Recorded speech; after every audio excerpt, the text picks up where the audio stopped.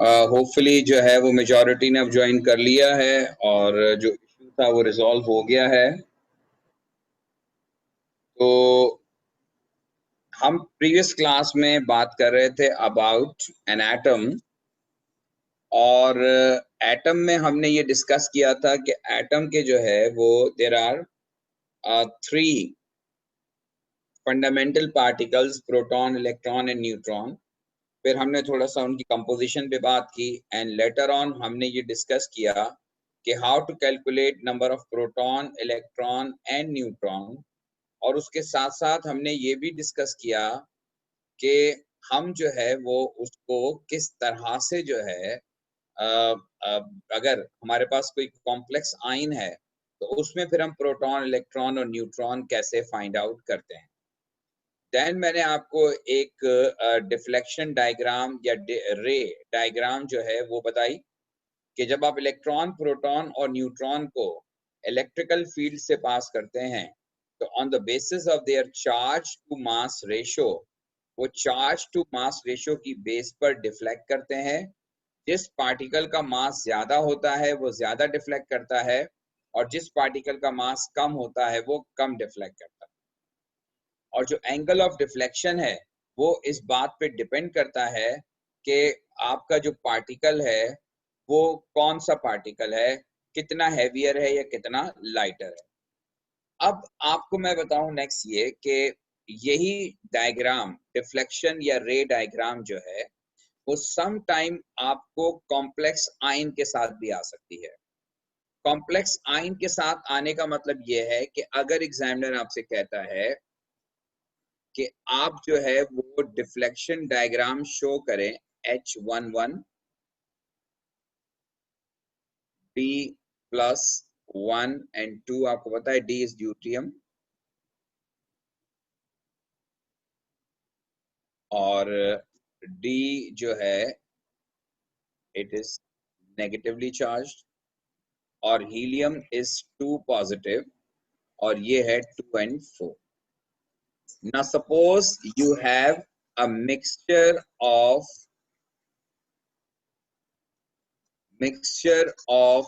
three particles, और सवाल आपसे यह है कि you have to show deflection pattern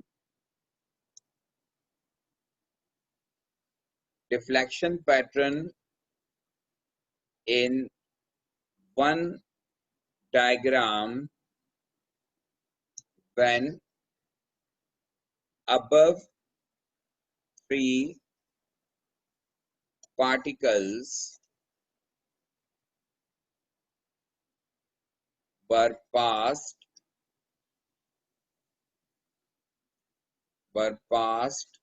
through an electrical field. This is your question. ये 3 पार्टिकल्स हैं आपके सामने, और इन 3 पार्टिकल्स का आपको जो है वो एक ही डायग्राम में तीनों का डिफ्लेक्शन शो करना है, और आपको ये बताना है कि अगर ये तीनों पार्टिकल्स जो है वो डिफ्लेक्ट करेंगे तो फिर इनके डिफ्लेक्शन का पैटर्न क्या होगा, कौन ज्यादा डिफ्लेक्ट करेगा, कौन कम डिफ्लेक्ट करेगा, और कौन कौन सी डायरेक्शन में डिफ्लेक्ट करेगा। अब देखिए, अगर हम कंसीडर करें H प्लस को, तो H प्लस इज 1 and 1, और अगर आप इसका charge to mass ratio calculate करें तो charge to mass ratio, charge is +1 divided by 1, तो चार्ज मास रेशियो 1 आ गया। ये relative charge to mass ratio है। नेक्स्ट पार्टिकल इज D, और D नेगेटिव है, D नेगेटिव इज 1 and 2, और D नेगेटिव का क्या है, D नेगेटिव का ये है कि -1 डिवाइडेड बाय मास, और इसका आंसर आएगा, रिलेटिव आंसर 0.5 माइनस के साथ, यानी इसका जो चार्ज टू मास रेशियो है वो +1 है और इसका चार्ज टू मास रेशियो 0.5 है। लेकिन इन दोनों का साइन डिफर करने का मतलब ये है कि अगर ये पॉजिटिवली चार्ज है तो ये नेगेटिव वाली साइड पे डिफ्लेक्ट करेगा, और अगर ये नेगेटिवली चार्ज्ड है तो ये पॉजिटिव वाली साइड पे डिफ्लेक्ट करेगा। और तीसरा पार्टिकल जो हमने लिखा यहाँ पर वो हीलियम था।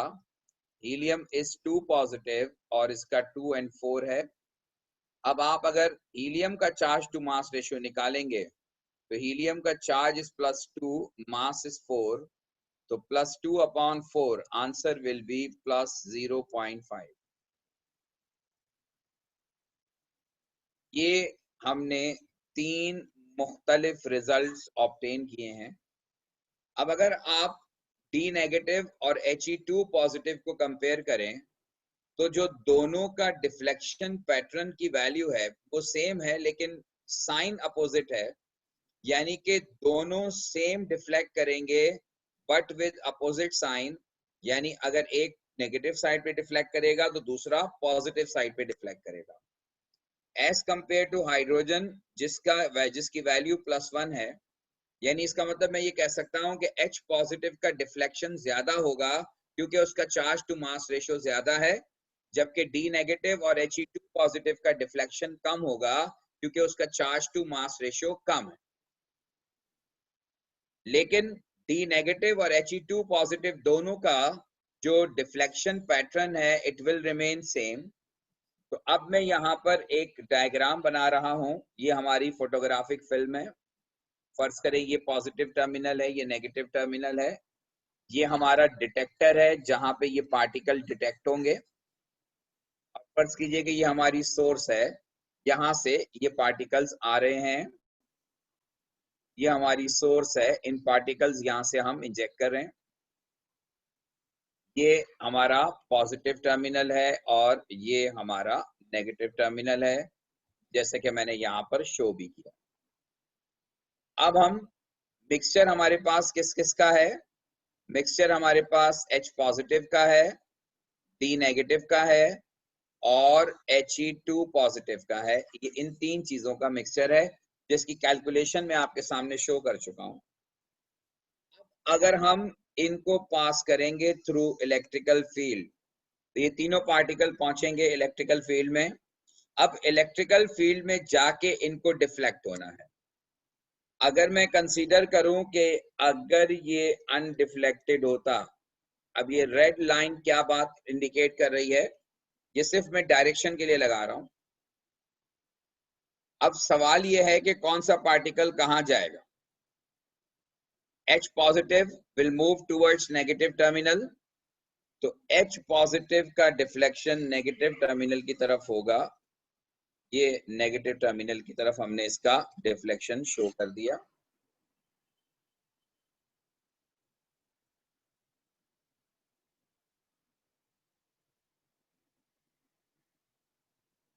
फर्ज कीजिए कि ये डिफ्लेक्शन जो हमने ब्लू में शो किया है ये H पॉजिटिव और ये नेगेटिव टर्मिनल पे डिफ्लेक्ट कर रहा है। इसके मुकाबले में ये जो हीलियम है ये भी पॉजिटिवली चार्ज्ड है, ये भी नेगेटिव टर्मिनल पे डिफ्लेक्ट करेगा, लेकिन इसका जो एंगल ऑफ डिफ्लेक्शन होगा वो half of the angle of deflection of hydrogen होगा, क्योंकि हाइड्रोजन का चार्ज टू मास रेशियो 1 है जबकि हीलियम का चार्ज टू मास रेशियो 0.5 है। यानी कि जितना हाइड्रोजन डिफ्लेक्ट करेगा उसका हाफ जो है वो हीलियम डिफ्लेक्ट करेगा। तो अगर हाइड्रोजन हमने यहाँ मार्क किया है तो ये हीलियम का मार्क आ गया और अब हम हीलियम का डिफ्लेक्शन शो कर रहे हैं। So this is a deflection of helium to positive. ये हीलियम का डिफ्लेक्शन है। नेक्स्ट डी नेगेटिव जो है, ये D negative of course deflect करेगा अपोजिट डायरेक्शन में टुवर्ड्स पॉजिटिव टर्मिनल, लेकिन हीलियम का और ड्यूटियम का मैग्नीट्यूड सेम है। इसका मतलब यह है कि दोनों का डिफ्लेक्शन सेम होगा, बट विद अपोजिट साइन का मतलब यह है कि डायरेक्शन विल बी अपोजिट। इसका मतलब है कि जितना डिफ्लेक्ट हीलियम कर रहा है उतना ही डिफ्लेक्ट जो है वो दूसरा पार्टिकल करेगा, डी नेगेटिव। तो ये डी नेगेटिव है और डी नेगेटिव का डिफ्लेक्शन कुछ इस तरह से। So this is a deflection diagram जो हम एक ही जगह पे शो कर रहे हैं। एग्जामिनर आपको जब भी क्वेश्चन देगा तो आप एक ही जगह पर सारे पार्टिकल्स के डिफ्लेक्शन का पैटर्न दिखाएंगे और उसमें आप देखें कि हीलियम और ड्यूटियम का डिफ्लेक्शन एंगल तकरीबन सेम है। कोशिश हमने की है, एग्जामिनर भी ये देखेगा कि आपने एक जैसा बनाने की कोशिश की है, लेकिन दोनों में फर्क ये है कि एक पॉजिटिव साइड पे डिफ्लेक्ट कर रहा है, that means it is negatively charge, और एक नेगेटिव टर्मिनल की तरफ डिफ्लेक्ट कर रहा है, इसका मतलब है कि वो पॉजिटिवली चार्ज। पॉजिटिवली चार्ज दो पार्टिकल हैं, H पॉजिटिव और He2 पॉजिटिव। He2 पॉजिटिव का जो एंगल जो हमने चार्ज टू मास रेशियो निकाला वो 0.5 है, जबकि H पॉजिटिव का जो चार्ज टू मास रेशियो है वो 1 है। तो इसका मतलब ये हुआ कि हाइड्रोजन जो है वो ज्यादा जो है वो डिफ्लेक्ट करेगा। तो हाइड्रोजन ज्यादा डिफ्लेक्ट करने का मतलब ये है कि ये H पॉजिटिव इधर आए। तो ये है जनाब इस डायग्राम की कंडीशन। इसमें अब अगर आपको कोई कंफ्यूजन है तो पूछ लीजिए। इसको डिफ्लेक्शन डायग्राम भी कहते हैं, रे डायग्राम भी कहते हैं, या ये जो है वो deflection of particle in an electrical field, ये मतलब टॉपिक का आप नाम कुछ भी दे दें। But we have some question in paper 2 जहां पर एग्जामिनर ने ये डायग्राम बनवाई है और ये डिफरेंट पार्टिकल के साथ आ सकती है। मैंने एक एग्जांपल अभी आपको दी है, एक एग्जांपल और दूंगा जो आपको ट्राई करेंगे, लेकिन idea will remain same. Is there any question? Right बेटा। अब हम अगली एग्जांपल की तरफ मूव करते हैं और अगली एग्जांपल ये है कि अगर आपका पार्टिकल हो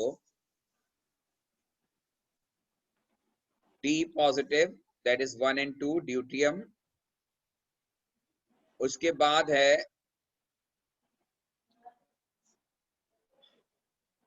हाइड्रोजन नेगेटिव 1 and 1,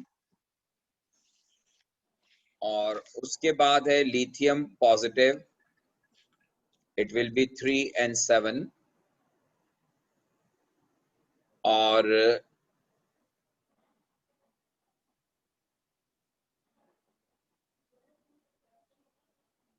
नेक्स्ट जो है वो है F नेगेटिव 9 and 19। आपको इन चारों का डिफ्लेक्शन शो करना है in one diagram. D positive है, H नेगेटिव है, Li पॉजिटिव है और F negative.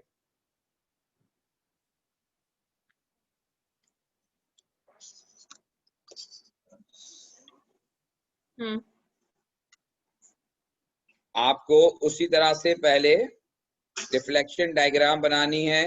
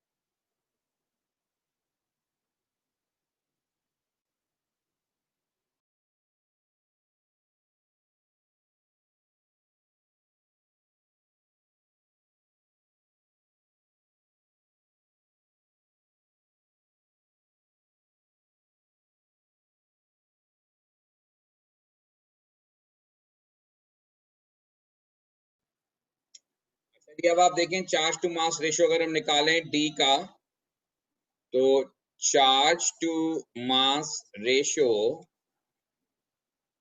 For D positive जो है ये आएगा, चार्ज इज 1 डिवाइडेड बाय 2, तो 1/2 का मतलब ये है कि +0.5. For H negative it is -1 divided by 1, so it will be -1. For lithium positive, the charge will be +1 and mass will be 7. 1 divided by 7 कर लीजिएगा, और यहाँ पर -1 divided by 19.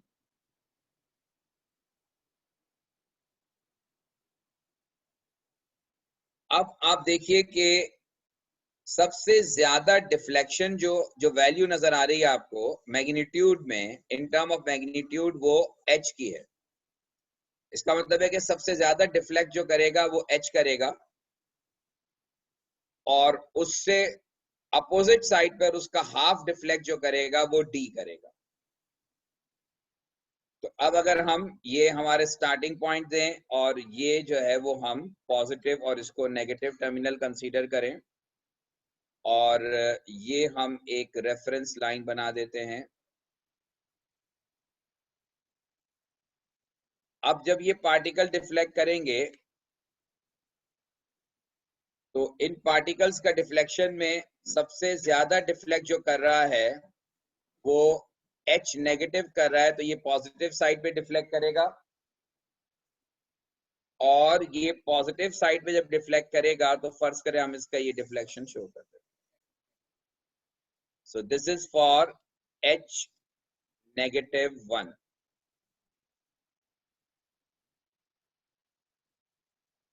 अब इसका जो हाफ है वो ये बनता है, और तकरीबन ये और ये इसका हाफ हो गया। अब आप देखें जितना ये पार्टिकल डिफ्लेक्ट करेगा उसकी अपोजिट साइड पर ये डिफ्लेक्ट करेगा D पॉजिटिव, तो D पॉजिटिव का जो डिफ्लेक्शन है वो तकरीबन उसके हाफ होगा, बट अपोजिट डायरेक्शन। ये ज्यादा डिफ्लेक्ट कर रहा है, ये कम डिफ्लेक्ट कर रहा है। अच्छा, 1/7 अगर किसी ने वैल्यू कैलकुलेट की है,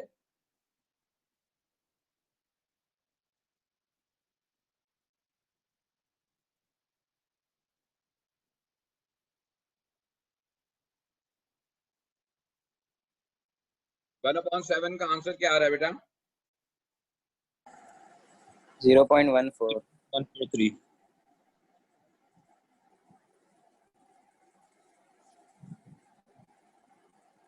1/19 -0.055.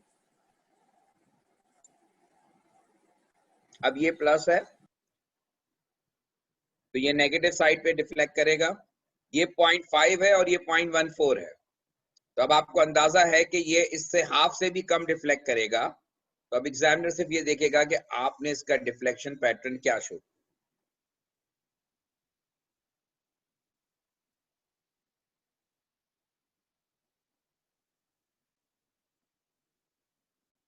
ये है Li पॉजिटिव।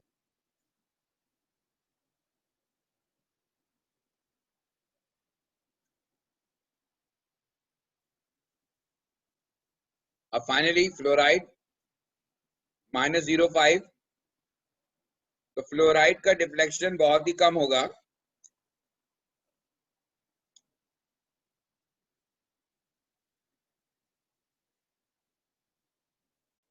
ये F नेगेटिव का डिफ्लेक्शन।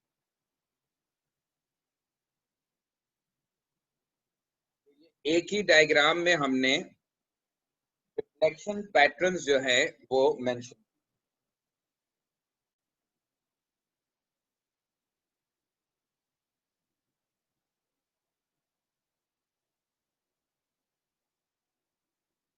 होपफुली आपको बात समझ में आ गई।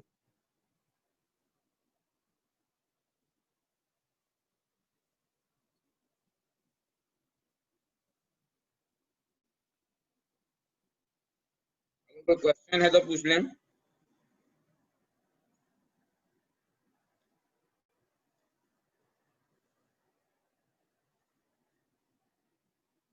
ओके बेटा, अब हम नेक्स्ट एक टर्म आपको मैं बताता हूं। अब ये बात आपने अपने ओ लेवल के सिलेबस में नहीं पढ़ी। ये टर्म है क्वांटम नंबर।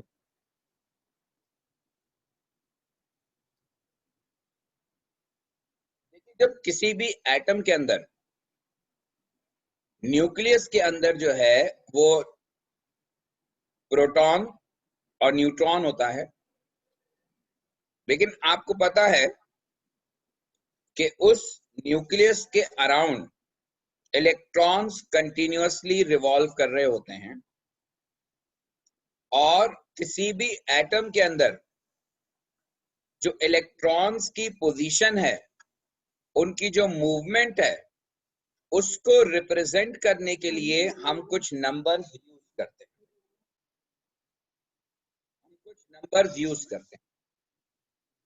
फॉर एग्जाम्पल, अगर आप अपना ओ लेवल का सिलेबस रिकॉल करें तो आपको ये बताया गया था कि इलेक्ट्रॉन्स शेल के अंदर या ऑर्बिट के अंदर मूव करते हैं, जो कि सर्कुलर इन पाथ होता है।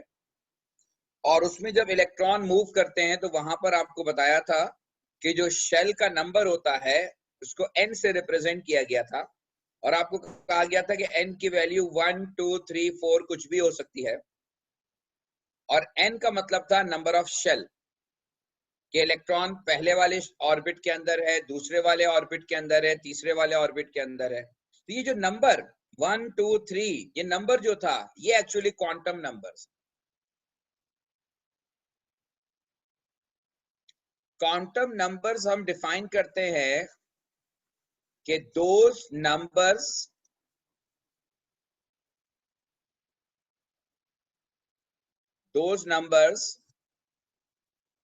which are required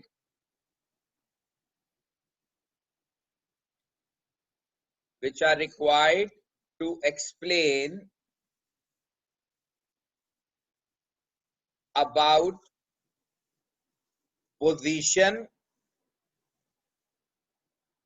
and movement of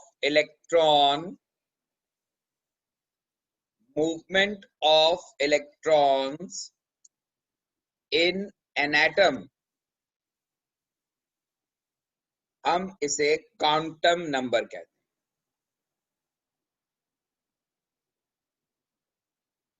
quantum number जो है ये एक्चुअली नंबर्स होते हैं जिनकी मदद से आप किसी भी एटम के अंदर मौजूद जो इलेक्ट्रॉन्स होते हैं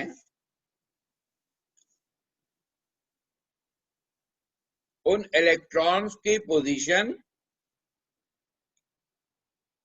और उनका जो मोशन है, जो उनकी मूवमेंट है। अभी देखें, आपने ओ लेवल में तो सिर्फ ये पढ़ा था कि इलेक्ट्रॉन सर्कुलर पाथ में मूव करते हैं।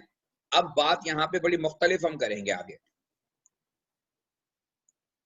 तो किसी भी एटम के अंदर इलेक्ट्रॉन की पोजीशन को आइडेंटिफाई करने के लिए, इलेक्ट्रॉन की मूवमेंट, इलेक्ट्रॉन की पोजीशन को आइडेंटिफाई करने के लिए जिन नंबर्स को इस्तेमाल किया जाता है वो नंबर्स क्वांटम नंबर्स कहलाते हैं। अब देयर आर 4 क्वांटम नंबर्स। उनमें पहला क्वांटम नंबर जो है उसका नाम है प्रिंसिपल क्वांटम नंबर, और ये प्रिंसिपल क्वांटम नंबर आपके सिलेबस का पार्ट है डायरेक्टली। प्रिंसिपल क्वांटम नंबर हमें बताता है ये वो क्वांटम नंबर है, a quantum number which explain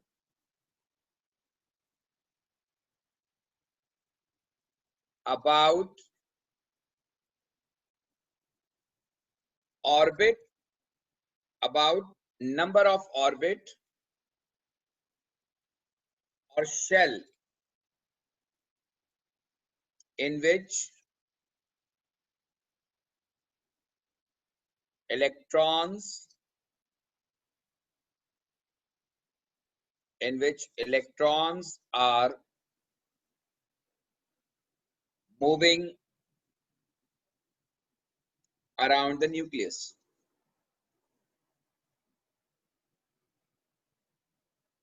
principal quantum number वो नंबर होता है जो हमें एक्सप्लेन करता है अबाउट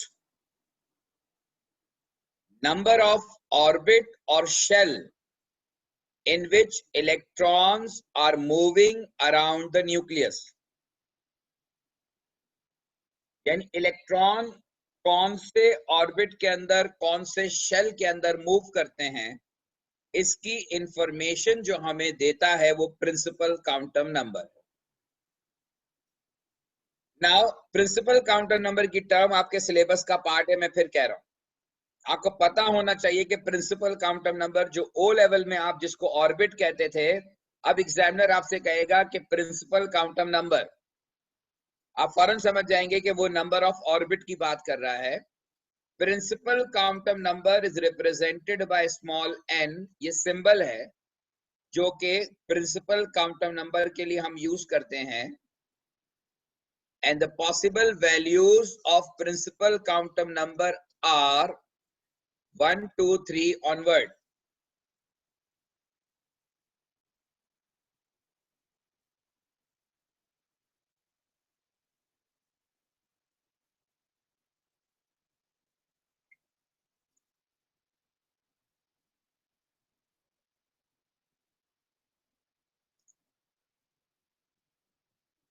अगर n की वैल्यू 1 है, उसका मतलब इलेक्ट्रॉन ऑर्बिट नंबर 1 में मूव कर रहा है। अगर n की वैल्यू 2 है, उसका मतलब इलेक्ट्रॉन ऑर्बिट नंबर 2 में मूव कर रहा है। अगर n की वैल्यू 3 है, इसका मतलब इलेक्ट्रॉन ऑर्बिट नंबर 3 में मूव कर रहा है। अब न्यूक्लियस का और ऑर्बिट का जो डिस्टेंस है, जो न्यूक्लियस से क्लोजेस्ट है उसको हम ऑर्बिट नंबर 1 कहते हैं, और जो न्यूक्लियस से दूर हो गया वो ऑर्बिट नंबर 2, और जो न्यूक्लियस से मजीद दूर हो गया वो ऑर्बिट नंबर 3। इसका मतलब ये हुआ कि with the increase in number of orbit,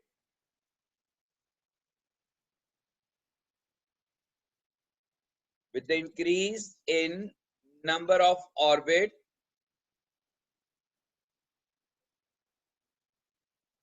distance in between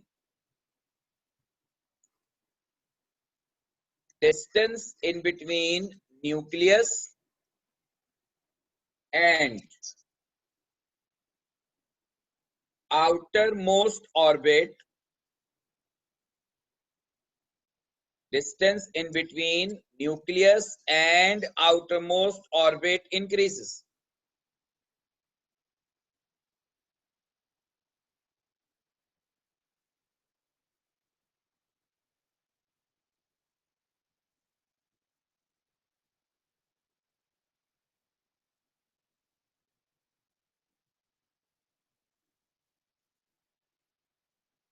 समझ में आई ये बात? सर ये जो शेल के दरमियान भी डिस्टेंस बढ़ता है या सेम रहता है? सबका डिस्टेंस अलग अलग होता है। अच्छा। और ये जो कॉन्सेप्ट है ऑर्बिट का या शेल का, the concept of circular path या concept of orbit was given by scientist का नाम था नील बोहर। ये बोहर की बहुत मशहूर एटॉमिक थ्योरी है जिसको बोहर्स एटॉमिक थ्योरी कहा जाता है।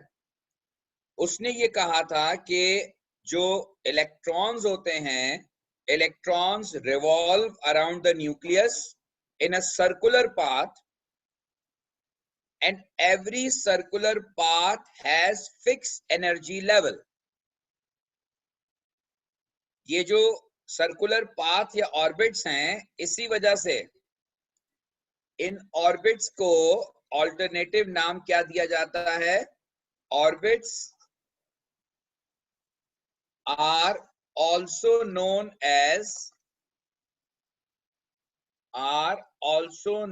As energy levels. और नील बॉहर ने सिर्फ ये बात नहीं की, बल्कि नील बॉहर ने हर ऑर्बिट का रेडियस भी कैलकुलेट करके बताया। हमारे सिलेबस में नहीं है, लेकिन उसने हर ऑर्बिट का रेडियस भी कैलकुलेट किया, और हर ऑर्बिट की जो एनर्जी है वो भी उसने कैलकुलेट की।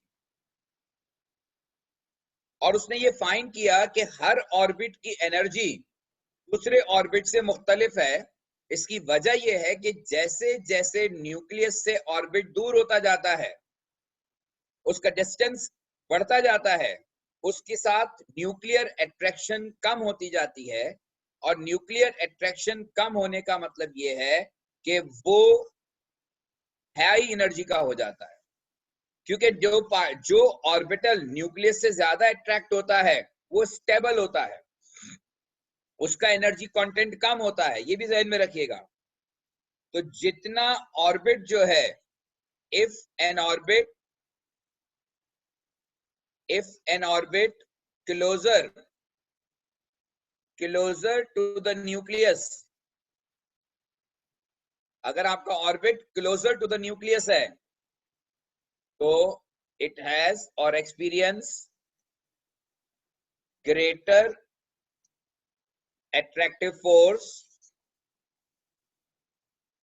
और ग्रेटर अट्रैक्टिव फोर्स का मतलब ये है कि energy will be lower.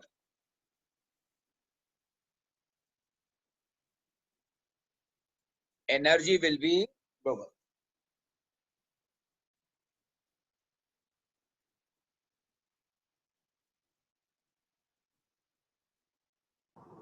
Sir ऐसा क्यों? अट्रैक्शन स्टेबिलिटी जनरेट करती है।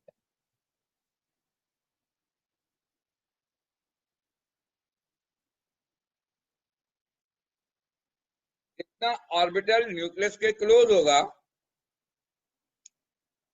तो उतना ही ज्यादा स्टेबल होता है,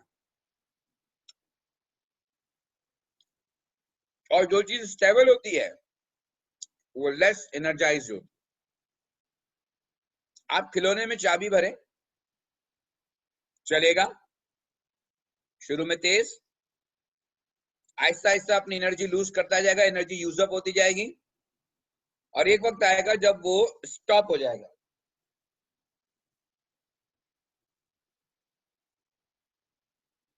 क्यों? स्टॉप होने का मतलब वो स्टेबल हो गया। स्टेबल होने का मतलब है उसका एनर्जी कंटेंट लो हो गया।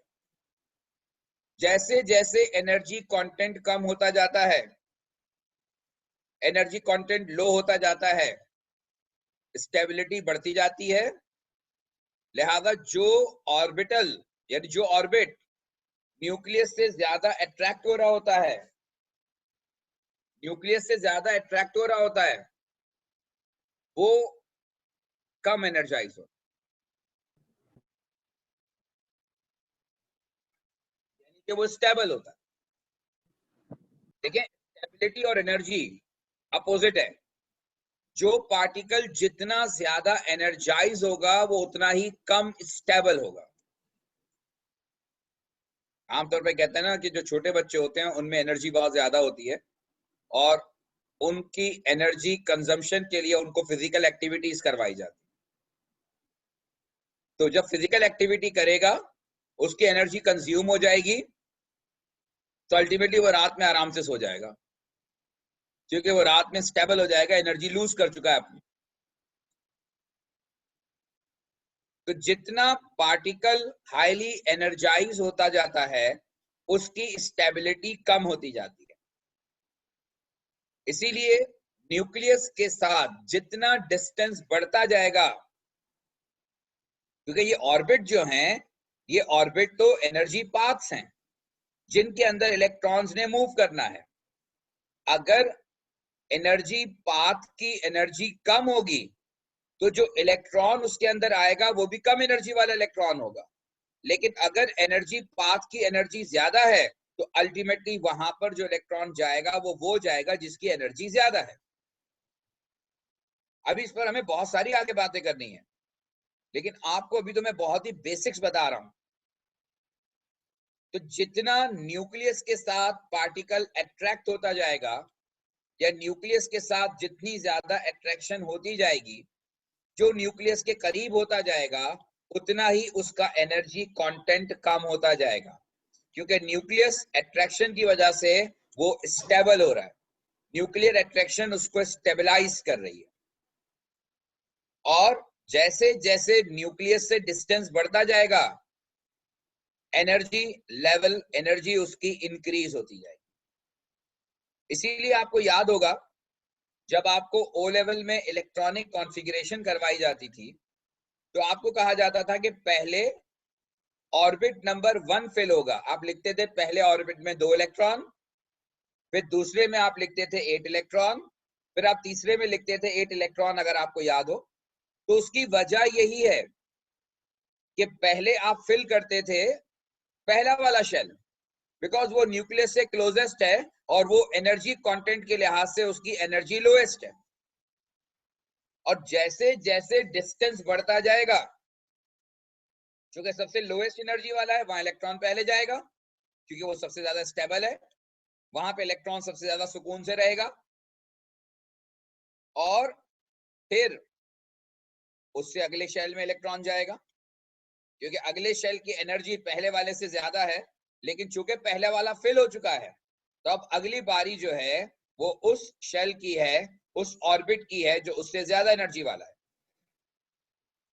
लेकिन ऐसा कभी भी आपको नहीं बताया गया कि पहले ऑर्बिट नंबर 3 फिल होगा, पहले ऑर्बिट नंबर 4 फिल होगा। हमेशा आपको कहा गया कि पहले ऑर्बिट नंबर 1 फिल होगा। उसका रीजन ये है कि orbit number 1 is closest to the nucleus, और चूंकि वो क्लोजेस्ट टू द न्यूक्लियस है लिहाजा उसकी एनर्जी, इसका एनर्जी कंटेंट सबसे कम है, वो मोस्ट स्टेबल है। वहां पर जो चीज मौजूद होगी उसकी स्टेबिलिटी ज्यादा होगी, जितने इलेक्ट्रॉन वहां मौजूद होंगे वो ज्यादा स्टेबल होंगे। फिर इलेक्ट्रॉन अगले शेल में, अगले ऑर्बिट में जाएगा जिसकी एनर्जी उससे ज्यादा, फिर वो फिल हो गया तो उससे अगले में जाएगा, उसकी एनर्जी और ज्यादा। तो as the number of orbit increases उनकी एनर्जी इंक्रीज होती जाती। होपफुली आपको मेरी ये बात समझ में आ गई होगी। एक और चीज, ये फार्मूला आपको याद रखना है। ये फार्मूला हम यूज करते हैं, वैसे आपको ओ लेवल में भी बताया गया होगा। ये फार्मूला हम इस्तेमाल करते हैं to find out capacity of electron in an orbit, और ये फार्मूला है 2n square, where n represents principal quantum number, और प्रिंसिपल क्वांटम नंबर की पॉसिबल वैल्यूज जैसे मैंने आपको बताया 1 2 3 4 ऑनवर्ड हो सकती है। अब आप देखिए कि ऑर्बिट नंबर 1 की अगर आपको कैपेसिटी निकालनी है तो ऑर्बिट नंबर 1 की कैपेसिटी होगी 2 into 1 square, it will become 2, यानी कि 2 इलेक्ट्रॉन्स। ऑर्बिट नंबर 2 की कैपेसिटी निकालनी है, that will be 2 into 2 square, और ये 2 square into 2, it will become 8 electrons. इसीलिए आप पहले शेल में 2 इलेक्ट्रॉन फिल करते थे और सेकंड शेल में आप 8 इलेक्ट्रॉन। फिर ऑर्बिट नंबर 3 की जब आप कैपेसिटी निकालेंगे तो 2 into 3 स्क्वायर, ये बन गया 18 इलेक्ट्रॉन्स। इसीलिए आपसे कहा जाता था कि ऑर्बिट नंबर 3 की मैक्सिमम कैपेसिटी 18 इलेक्ट्रॉन्स की है। ऑल्दो कि आप 18 फिल नहीं करते थे ओ लेवल में, क्यों नहीं करते थे इसका आंसर भी हम एएस में डिस्कस करेंगे। तो बहरहाल अगर आपको किसी भी ऑर्बिट की कैपेसिटी कैलकुलेट करनी है, आपको किसी भी प्रिंसिपल क्वांटम नंबर के अंदर मैक्सिमम इलेक्ट्रॉन अकोमोडेट जो हो सकते हैं वो कैलकुलेट करने हैं, तो आप इस फॉर्मूले को यूज करके कैलकुलेट कर सकते हैं। आपको यहाँ तक बात समझ में आ गई होगी। अब अगर आपको लगता है किसी किस्म का कोई क्वेश्चन है आपके जहन में तो प्लीज पूछिए।